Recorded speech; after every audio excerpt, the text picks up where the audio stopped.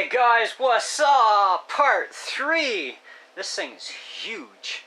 Anyway, so I've been doing some work. I got off work early today, which is kind of awesome, and decided to start doing some work on this little puppy. And I've got pretty much all the framework done, except for a couple little spots yet, because I still got to figure out my living room and stuff. And but I also got to make a doorway too. Because, every toy hauler has a doorway from, the section into the main living area. So wherever I end up putting that, it's got to be in a place where it's not going to interfere with other stuff. So when it comes to the kitchen, I figure I'll put the kitchen over in this area, right?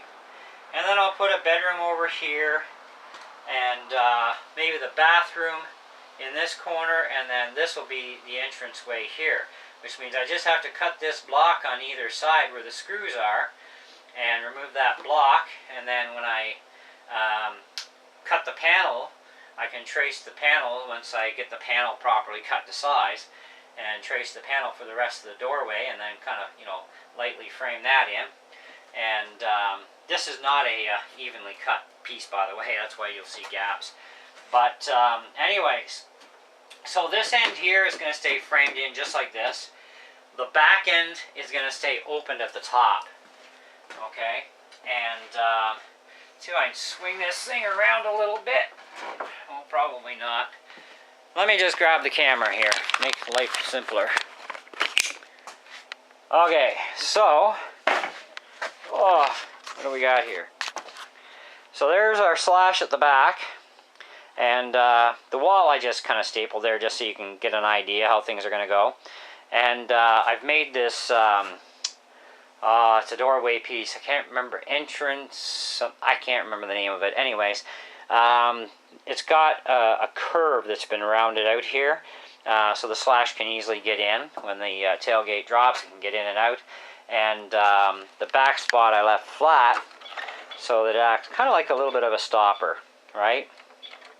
But, under power, it's no problem driving over top of that. No big deal. So that's what we got for you so far.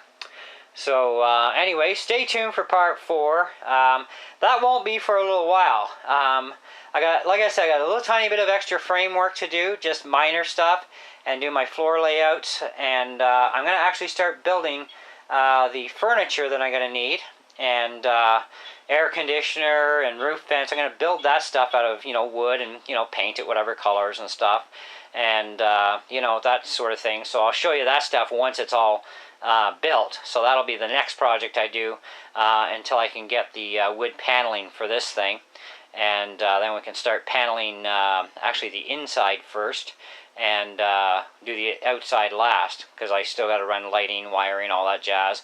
The back end of the frame here I'm going to actually have to paint,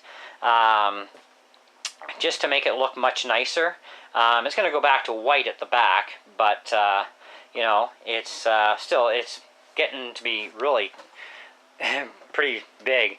I've also decided I'm going to have to separate the wheels further apart, just to take a lot of load off the back of her Summit, because I got to have almost, well, considering the weight of this thing already, I got to have almost 0 tongue weight. So I'm going to have to kind of play the balancing act trick with some wheels, which means if I have to separate them far enough apart, or too far apart actually, I'll have to put swivels on the front and solid lockers on the back, which is no big deal for me anyhow, But I think next time I go and build one of these things, I think I'm going to go down to the more scale size for, smaller size.